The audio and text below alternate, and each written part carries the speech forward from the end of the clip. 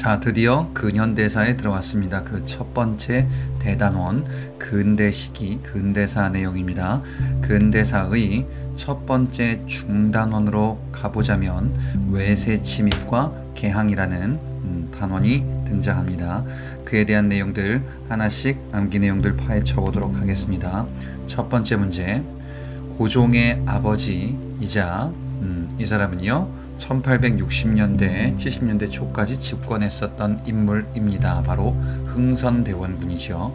흥선대원군 시기 때 비변사를 폐지하고 경복궁을 중건하는 등 여러 정책을 취하면서 한편으로는 대외적인 통상수교 거부 정책을 실시하게 됩니다.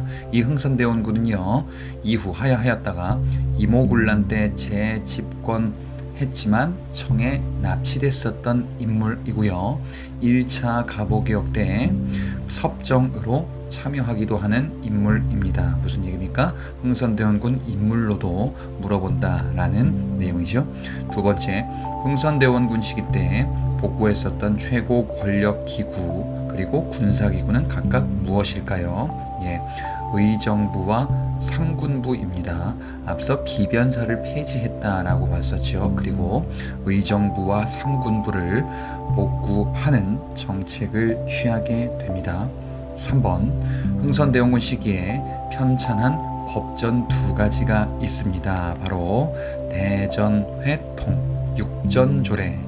대전회통은 정조 때 편찬한 대전통편과 비교해서 머릿속에 정리하셔야 되겠습니다. 흥선대원군 때는 대전회통.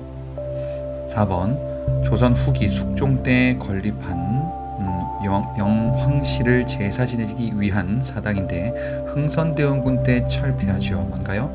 만동묘를 철폐합니다. 숙종 때 건립한 만동묘는 흥선대원군 때 철폐하게 되면서 양반들의 반발에 직면하기도 했구나. 5번, 흥선대원군 시기에 중건하게 되는 경복궁. 경복궁은 임진왜란 때 불탔다가 흥선대원군 시기에 중건하게 됩니다. 6번 문제, 경복궁 중건을 위해서 필요한 자금들을 얻기 위한 각종 정책을 취하게 되는데요. 그것이 무엇이냐? 원납전과 당백전. 이 당백전은 고액 화폐를 의미하죠. 그래서 물가 폭등을 야기하게 되었다. 7번, 흥선대원군 시기 때 군정의 문란을 개혁하기 위한 정책을 취하게 됩니다. 자, 삼정의 문란 중에 군정의 문란이 있었네요. 전정, 군정, 환곡의 문란이 삼정의 문란인데 흥선대원군 때 군정 즉 군포징수에 대한 정책을 개혁하게 되네요. 바로 호포제이지요. 호포제는요 양반에게도 동일하게 군포를 징수합니다. 동일하게 군포를 징수한다. 동포법이다라고도 이야기를 합니다. 자, 이 흥선대원군 때 호포제는 양반에게도 군포를 징수하기 때문에 신분에 대한 차이를 두지 않게 되어 이는 조선 후기 영조 때 시행한 균역법과 다른 점입니다. 흥선대원군 때 호포제는 양반이던 상민이던 누구나 군포를 내도록 하는 이런 제도입니다. 8번, 흥선대원군 때 실시된 정책으로서 환곡제, 삼정의 문란 중에 가장 극심했다라고도 알려진 환곡제를 개혁하기 위해 민간자치로 운영하도록 하죠. 자, 이 제도가 바로 사창제입니다. 사창제는요 조선 초기에 잠시 시행됐다가 성종 때 폐지된 제도입니다. 이 제도를 흥선대원군 때 다시 끌고 오게 됩니다. 9번, 흥선대원군 당시에 천주교 박해 사건이 무엇이냐? 자, 대외관계와 관련한 여러 가지 사건 내용들이 등장하는데 그 중에서도요 천주교 박해 사건이 있었구나. 여기서 프랑스 신부가 처형되지요. 바로 병인 박해. 이 병인 박해를 구실로 프랑스가 이후에 침입하겠구나. 프랑스가 침입하기 전에 10번 문제입니다. 미국의 상선이 평양에 출몰했었던 사건이 있었죠. 평양에 출몰한 미국의 상선이 불타게 되는 평양 관민들에 의해서 불타게 되는 사건이 바로 제너럴 셔먼호 사건이었었다. 여기서 한 인물이 등장하는데 바로 당시 평안도 관찰사 박규수라는 인물이죠. 박규수는요, 앞서 임술농민봉기 때 안핵사로 파견되기도 했었던 그 인물. 이 제너럴 셔먼호 사건을 계기로 구실로 미국이 이후에 침입하게 되겠구나. 11번, 프랑스가 흥선대원군 때 침입하는데 이는 앞서 봤었던 천주교 박해 사건인 병인 박해를 구실로 침입하게 되더라. 바로 병인 양요인데, 이 병인 양요 때 양헌수와 한성근이 정족산성과 문수산성에서 활약하게 되죠. 프랑스 침입, 병인 양요, 양헌수, 한성근. 12번 문제, 양헌수와 한성근이 항전한 산성의 이름들도 개별적으로 보자. 바로 정족산성과 문수산성입니다. 양헌수 정족산성, 한성근 문수산성, 다 병인양요. 13번, 병인양요 당시에 프랑스에게 약탈당한 도서가 있었습니다. 이 약탈당한 도서들을 바로 외규장각 도서다라고 이야기를 하죠. 이 외규장각 도서, 여기에는 유네스코 기록유산으로 등재된 조선왕실의 의궤도 포함되어 있구나. 프랑스 병인양요 외규장각 도서 약탈. 14번, 흥선대원군 때 남연군의 묘가 도굴되는 사건이 벌어지지요. 흥선대원군의 아버지. 이 남연군 묘가 도굴됐었던 사건, 바로 오페르트, 독일인 오페르트가 주도했기에 오페르트 도굴 사건이다 라고 이야기를 합니다. 15번, 제너럴 셔먼호 사건이 원인이 되어 미국이 침입했었던 이 군사적인 충돌을 우리는 신미양요라고 하죠. 평양에 출몰한 제너럴 셔먼호 사건, 제너럴 셔먼호, 이것이 소각됐죠. 그래서 미국이 이를 구실로 조선을 침략하더라. 신미양요. 이 신미양요 때 활약한 인물, 광성보 전투의 어제연이 있었구나. 어제연, 신미양요, 미국의 침입인 신미양요 때 어제연의 활약. 16번, 병인양요와 신미양요는 각각 프랑스와 미국이 침입하는데 당시의 프랑스와 미국의 지휘관이 있었네요. 로즈는 프랑스, 미군은 로저스. 요 로자 돌림으로 이렇게 시작한다. 한번 보고 넘어가시면 됩니다. 17번, 신미양요 당시 어제연이 항전한 강화도 성곽이다. 어제연은 어디서 활약했냐? 바로 광성보에서 활약하게 되죠. 신미양요 어제연, 광성보. 18번, 장수의 깃발을 의미하는데요. 신미양요 당시에 어제연의 이것을 빼앗기게 되는구나. 바로 수자기. 신미양요 미국이 수자기를 약탈하게 되는구나. 현재는 들어와 있죠, 국내에. 19번, 흥선대원군 당시 전국에 건립한 비입니다. 서양의 통상 거부 정책을 명시했었던 비, 바로 척화비가 되겠습니다. 이 척화비는요, 신미양요를 치른 후 조선 정부가 흥선대원군 집권 당시에 서양과의 화친을 배척한다라는 것을 글귀를 새긴 비석이 되겠습니다. 20번, 조선을 무력 침공해서 정벌하자라는 주장이 일본에서 제기되는데요. 이러한 주장을 일본의 정한론, 한반도 정벌하자라는 주장이죠. 정한론이 이렇게 득세하면서 일본이 조선으로 이제 서서히 진출하게 되는구나. 21번에 중인 출신 오경석과 유홍기. 자, 오경석, 유홍기는 기술직 중인들입니다. 이들이 서양 문물을 소개하고자 했습니다. 자, 바로 해국도지와 영환지략이라는 이 서적을 배포하게 유포하게 됩니다. 22번 일본의 무력 시위. 자, 강화도 조약의 직접적인 계기가 됐었던 사건이죠. 일본의 군함, 바로 운요호를 강화도 앞바다로 보내서 그래서 이제 조선군의 포격을 유도했었던 사건, 운요호 사건은 강화도 조약 체결의 직접적 계기가 되었구나. 지금 이 사건들은요, 흥선대원군 하야 이후의 일이죠. 23번. 자, 운요 사건 계기로 조약을 체결하게 되는데요. 바로 강화도 조약이죠. 강화도 조약은요, 일본과 맺은 최초의 근대 조약이자 불평등한 조약입니다. 자, 이 불평등한 강화도 조약은요, 1876년 체결되게 되는데 자주국 규정이 명시되어 있구나. 예, 자주국 규정. 그리고요, 치외법권과 해안측량권과 같은 불평등 조항들이 있습니다. 24번 강화도 조약 당시에 개항을 하게 되죠. 자, 어디를 개항합니까? 부산을 개항합니다. 부산을 강화도 조약에 개항하고 강화도 조약에는요, 이후에 추가 지정한 항구를 두 곳을 개항하기로 합니다. 그 순서가 바로 이제 원산과 인천이 되겠죠.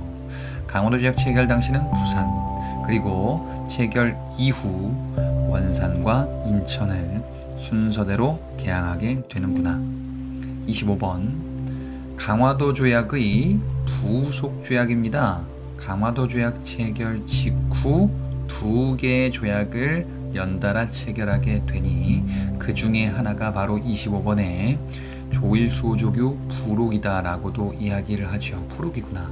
강화도 조약은 조일수호조규라고도 하고요. 지금 여기서 얘기하는 부속 조약은 부록이다라고도 합니다. 내용이 뭐 있습니까? 자, 일본 거류민들이 개항장 심리에서만 활동하도록 하는 심리 제한 규정이 있죠. 그리고 이 페이지에는 쓰진 않았는데 이거 말고도 일본 화폐 사용이 가능하다라는 내용 또한 명시되어 있죠. 그래서 조일수호조규 부록에는요, 심리 제한 그리고 일본 화폐 사용 가능, 요 두 가지가 있더라. 26번. 자, 강화도 조약이 체결되고 연달아 체결된 또 다른 조약이다. 바로 일본 상품에 대한 무관세 말고 이제 무항세라는 이런 글귀도 있죠. 그리고 곡식 유출, 일본인 상인들이 곡식을 사갈 텐데 이 곡식 유출에 대해서 제한을 두지 않는 바로 조일 무역 규칙이 있죠. 조일 무역 규칙, 강화도 조약의 딸려 있는 조약인데 무관세, 무항세, 곡식 유출 무제한 이런 규정. 27번 개항장에 머물러 있는 상인을 통해서 이루어지는 무역이다. 자, 일본과 강화도 조약 체결해서 이제 개항장에 일본인 상인들이 들어오겠네요. 여기서 이루어지는 무역을 이런 것을 우리가 거류지 무역이다라고 이야기를 하지요. 28번 삼정이정청은요, 28번 지금 설명에 있는 삼정이정청은 세도정치 시기 때 임술농민봉기 당시 안핵사로 파견된 이 사람이 건의하여 설치된 기관입니다. 바로 박규수지요. 그리고 제너럴 셔머너 사건에서도 박규수를 봤었습니다. 자, 이 박규수는요, 통상 개화론자, 서양과 통상을 맺자라는 주장을 하게 되는 인물이고요. 실학자 박지원의 손자이기도 합니다. 29번 앞서 해국도지와 영환지략을 들여오기도 했었던 기술직 중인들 누가 있었습니까? 바로 오경석과 유홍기가 있었습니다. 자, 수험적으로 그래서 박규수, 오경석, 유홍기는 통상 개화론자들이구나 라는 사실을 기억하시면 되겠습니다. 30번 강화도 조약을 계기로 일본에 파견한 사절단이 있네요. 1차, 2차 이렇게 파견이 될 건데 바로 수신사죠. 1차 수신사 김기수, 2차 수신사 김홍진. 수신사는 왜 파견했습니까? 강화도 조약에 따른 후속 조치다. 31번 조선이 강화도 조약 체결한 이후에 개화 정책을 실시하게 되는데 그 총괄 관청이다라고 한다면 바로 통리기무아문이지요. 자, 통리기무아문은 초기 개화 정책을 총괄하기 위한 정부 조직 관청입니다. 32번 조선이 개화 정책 추진하면서 군대를 만들게 됩니다. 신식군대, 특별한 무기를 가지고 있는 바로 별기군이죠. 서양식 무기를 바탕으로 하는 새로운 신식 무기 부대다. 별기군. 33번 일본에 파견한 사절단이 있네요. 앞서 봤던 수신사 말고 또 사절단을 파견하게 되는데요. 신사유람단이라고 불리기도 합니다. 암행어사 형식으로 파견한 거예요. 자, 이 사절단은요 바로 조사시찰단입니다. 수신사가 처음이고요. 조사시찰단이 그 이후에 파견한 일본에 파견한 사절단. 34번 청나라에도 사절단을 파견합니다. 청에 파견한 영선사가 있습니다. 이 영선사는 서양의 무기 제조 방법을 청에서 학습하게 되는데 이 영선사 파견을 계기로 앞서 봤던 별기군을 창설하게 되는 겁니다. 35번 자, 미국에도 사절단을 파견하게 되는데 조미소 통상조약을 체결하고 이제 미국에 답방 사절단을 파견하게 되죠. 이들을 우리는 보빙사다라고 이야기를 하죠. 자, 청에는 영선사, 미국에는 보빙사 이렇게 사절단들을 파견했구나. 36번 성리학을 수호하고 서양을 배척하자. 우리의 성리학 정학을 지키고 서양의 사악함을 배척하자라는 이런 사상, 개화정책 반대하겠네요. 바로 위정척사 사상, 성리학을 지키자. 이 위정척사 사상은요 시기별로 조금의 발전, 변화를 거치게 되죠. 37번 보겠습니다. 그러면 1860년대 이때는 프랑스의 침입이 있었던 당시입니다. 병인양요. 이때 프랑스의 통상은 안 된다, 통상 수교는 안 된다 라는 이런 주장이 있었죠. 이때 당시의 인물 바로 이항로와 기정진이 있습니다. 통상 반대 운동을 벌인 1860년대 위정척사 운동. 다음에 38번 1870년대로 넘어가서 이제 강화도 조약 체결 여부를 둘러싸고 대립할 때 당시 일본에는 개항해선 안 된다라는 주장을 펼치게 되는구나. 바로 최익현이 되겠죠. 자, 최익현은 일본의 개항 반대 운동을 펼쳤던 인물이고요. 흥선대원군 하야에 상소문을 올리기도 했었던 인물이었습니다. 39번 그러면 이 최익현의 주장을 무엇이라고 하는가? 일본과는 개항, 일본에는 개항해선 안 된다. 왜냐? 일본이 곧 서양이기 때문에. 외양일체론 1870년대 최익현의 주장 바로 위정척사 운동이 되겠죠. 당시의. 40번 1880년대로 넘어오면요 미국과의 수교 여부가 핵심 쟁점이 되는데 이것은 안 된다라는 주장, 상소문들이 있었죠. 이만손과 홍제학이 상소문을 올렸습니다. 바로 이만손의 영남만인소, 홍제학의 만원척사소. 자, 1880년대 위정척사 운동, 정부의 개화정책 반대 및 미국과의 수교 불가라는 주장이었습니다. 41번 이후 온건리아파로 불리는 사람인데요. 2차 수신사로 일본에 다녀왔었던 인물이지요. 2차 수신사, 1차는 김기수, 2차는 바로 이 중요한 인물 김홍집입니다. 이 김홍집은 이후에 갑오개혁부터 을미개혁까지 내각을 총괄했었던 인물이고요. 이후 뒤에 아관파천 때 피살되는 인물이죠. 그래서 뒤에 이제 김홍집 내각이 많이 나오게 되네요. 42번, 이 2차 순사로 갔던 김홍집이 유포했었던 글이구나. 청나라 황준신이 썼던 글. 자, 이 황준신의 조선 책략이 있었네요. 이것을 김홍집이 유포한다. 자, 이 조선 책략은요, 러시아를 방어하고 미국과 수교를 해야 된다라는 권유 글이었습니다. 그래서 미국과의 수교 여부를 둘러싸고 조선 내에서 갈등이 있었겠구나. 자, 앞서 이만송과 홍제약 이런 상소문에 의한 미국과의 수교 반대에도 불구하고 결국 조선 정부는요, 서양과의 최초 조약을 체결하게 됩니다. 미국과 체결했었던 조미수호 통상조약이죠. 조미수호 통상조약은요, 거중조정, 최혜국 대우, 관세 조항 이런 것들이 명문화되어 있죠.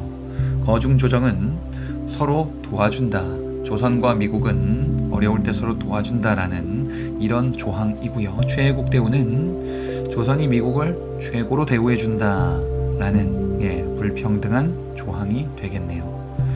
앞서 강화도 조약에 딸려있는 조일무역규칙에는 무관세였는데 여기는 관세가 명시되어 있더라. 44번입니다. 1882년 80년대 초 구식 군인들이 반란을 일으키게 된 사건, 별기군과의 차별, 이것을 이유로 반란을 일으키네요. 바로 이모군란이죠. 자, 이 이모군란 당시에 흥선대원군이 일시 재집권하게 되죠. 하지만 청나라가 와서 흥선대원군을 잡아가고 이 난을 진압하게 되는구나. 45번입니다. 이모군란 때 파견된 청나라 관리가 있습니다. 이모군란 때 이 사람이 군대 끌고 와서 진압했네요. 바로 위안스카이입니다. 이 위안스카이가 이모군란을 진압하게 되는구나. 그리고 46번, 이 이모군란 당시 청나라 고문으로 파견되는 두 명이 있는데 바로 마젠창과 멜렌드로프가 있습니다. 자, 멜렌드로프는 독일인이죠. 자, 위안스카이, 마젠창, 멜렌드로프 다 이모군란을 계기로 청에서 파견되었구나. 결국 이 이모군란은 청의 군인에 의해서 진압되는구나. 47번, 이모군란 결과 청과 조약을 체결하게 되네요. 자, 내지통상권, 청나라 상인들이 조선 내륙에서 활동할 수 있는 이런 법적 근거를 마련하게 됩니다. 조청상민 수륙무역장정, 조선과 청나라가 무역에 관한 협정을 체결합니다. 청상인의 조선 내지통상권, 조청상민 수륙무역장정, 이모군란의 결과였다. 48번, 이모군란 이후에 조선은 안되겠다, 보부상들을 보호해야겠다. 그래서 만든 특권단체 해상공국이죠. 이 해상공국은 이후 갑신정변에서 폐지를 주장하는 내용이 나오게 될 겁니다. 49번, 이모군란 결과 일본과도 조약을 체결하게 되는데 공사관이 공격을 받았구나. 그래서 일본 공사관 공격받아서 일본이 이에 대해서 항의하게 돼서 결국 배상금 지불하고 일본 군인들이 파견되게 되네요. 자, 이 조약이다라고 한다면 제물포 조약이 되겠죠. 이모군란 결과 일본과 체결한 조약이다. 제물포 조약, 일본군 경비병 파견의 배경이 된 조약. 50번, 1882년 조일수조규 부록의 심리 제한 규정이 완화됐습니다. 1882년에 체결됐는데 이전 체결된 조일수조규 부록, 자, 조일수조규 부록은 1870년대 강화도 조약 체결과 더불어서 체결된 조약이죠. 여기에는 심리 제한 규정이 명시되어 있었는데 이것을 오심리 백리까지 완화시켜 주는구나. 조일수호 조규 속약입니다. 부록이 속약으로 개정되었구나. 자, 이는 이모곤란을 계기로 바뀌게 되는 거예요. 이것보다 더 중요한 게 51번 요 내용이죠. 조일 무역규칙, 이전에 조일 무역규칙 개정되기 전이네요. 강화도 조약 체결과 더불어서 체결된 조일 무역규칙에는요, 무관세, 곡식유출 무제한 이런 게 있었는데요. 이것을 이모곤란을 계기로 개정하는구나. 그래서 관세, 방공령이 중요했었죠. 그리고 여긴 나와 있지 않지만 최애국 대우 규정도 일본과의 조약에서 여기서 들어갑니다. 자, 개정된 조일통상장정. 조일통상장정은 방공령 반드시 기억하셔야 되겠습니다. 이모곤란 계기로 조일무역규칙의 개정, 조일통상장정, 방공령. 52번 우리 제도와 사상을 수호하자, 서양의 기술을 수용하자. 자, 우리 제도와 사상은 그대로 두고 서양의 기술, 무기만 받아들이자. 자, 동도서기론이다 라고 이야기를 하죠. 조선정부의 정책의 근간입니다. 동도서기론은요, 온건개화파의 주장이기도 하죠. 서양의 무기만 받아들이자 라는 주장. 53번 이러한 주장의 근간은 청해의 이것에서 비롯됩니다. 바로 양무운동이죠. 청나라 양무운동을 본받자가 동도서기론이었죠. 서양의 무기, 양무. 54번 이런 양무운동, 동도서기론 이런 게 아니고 개화정책은 서구의 각종 제도 사상까지도 모두 다 받아들여야 된다. 모든 것이 서구가 서양이 우월하다라는 견해. 그래서 문명 자체를 서구식으로 바꿔야 한다라는 주장, 이를 문명개화론이다라고 이야기를 하네요. 문명개화론은 급진개화파의 주장이 되겠네요. 55번 자, 이 문명개화론의 근간이 된 일본의 근대화 운동을 뭐라고 하느냐, 일본의 이것을 본받자라는 주장을 급진개화파가 하게 되네요. 바로 메이지 유신이죠. 메이지 유신은요, 급진개화파 즉 개화당 세력들이 본받고자 했었던 일본의 근대 개혁운동입니다. 56번 군주의 권한을 헌법으로 제한하자. 그래서 민주주의를 도입하자라는 거죠. 자, 이후 등장한 사건인 갑신정변, 그리고 이후에 독립협회가 추구했던 정치체제, 입헌군주제. 갑신정변에 따라서 입헌군주제 국가를 수립하기 위해 벌인 사건이 됩니다. 57번 이모곤란 이후 갑신정변 이전 시기에 요 두 큰 사건 사이에 발행한 화폐가 있구나. 당시 정부의 재정 문제를 해결하기 위해서 고액 화폐를 발행하게 되네요. 당오전, 당백전 비슷하죠? 당오전 발행. 이것 때문에 이제 당시 급진개화파 세력들은 일본의 차관 도입을 주장하게 되지요. 자, 이것이 바로 당오전이었습니다. 58번으로 넘어가 보자. 급진개화파들이 일본의 차관 도입에 실패하고 나서 입헌군주제 국가를 수립해야 된다 라면서 정변을 일으켰네요. 바로 갑신정변이죠. 갑신정변은 3.1천으로 끝나게 됐었죠. 그리고 요 3.1천으로 끝나기 전에 14개조 개혁정강 이런 주장이 있었죠. 청나라가 진압하겠다. 갑신정변. 59번 갑신정변은 어디서 발생했습니까? 우편을 담당하는 이런 관청이었었는데 이 개국연 때 일어나게 되지요. 우정총국 개국연 때 갑신정변이 벌어진다.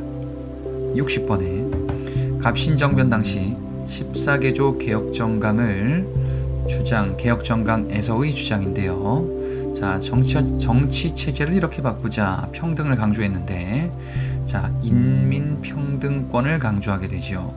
문벌의 폐지와 인민평등권의 강조는 갑신정변의 14개조 개혁정강에서의 주장입니다. 인민평등권. 61번 갑신정변 당시 재정을 일원화하여 낭비를 막자라는 주장이 나오는데 그 관청이 바로 호조가 되겠죠. 갑신정변 때 호조로 재정 일원화라는 주장. 62번에 자, 14개조 개혁정강에서 또 다른 주장이 있었는데 조세제도를 개혁하자. 무엇을 시행하자라고? 지조법을 시행 개혁하자. 갑신정변 때 지조법의 시행, 이런 주장. 63번 갑신정변의 결과 일본과 조약을 체결하게 됩니다. 예, 당시에 일본 공사관이 공격을 받았는데 공사관 신축 비용을 내놔라 라면서 체결한 조약입니다. 한성조약이죠. 자, 그리고 64번에 갑신정변 결과 청과 일본이 조약을 체결하게 되죠. 이 갑신정변 당시에 청 군대와 일본 군대가 일부 충돌했기 때문에 이들이 이해관계를 조율하기 위하여 조약을 체결합니다. 바로 텐진 조약이 되겠죠. 텐진 조약은 청과 일본의 군대는 조선에서 일단 철수하고 이후에 동등하게 파견할 것을, 조선의 동등 파병권을 명시하게 된다. 갑신정변 결과 텐진 조약이 체결되는구나. 자, 이렇게 첫 번째 시간 마무리했습니다. 구독과 좋아요 눌러주시면 더 열심히 하겠습니다. 수고하셨습니다.